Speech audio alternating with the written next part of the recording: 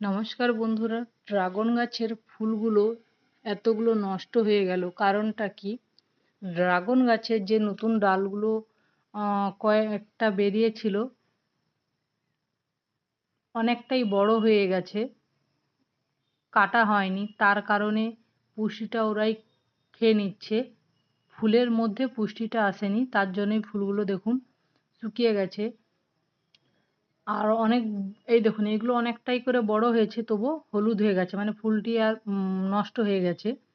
এই যে দেখুন ডালগুলো এইভাবে বড় হয়ে গেছে, এগুলো কাটা না কারণে। আর যেটা হয়েছে সেটা, এই ফুলগুলোতে স্প্রে করা হয়নি। যে ওষুধটা মিশিয়ে আমি স্প্রে করতাম সেটা এবারে করা হয়নি, তার কারণেই ফুলগুলো নষ্ট হয়ে গেছে।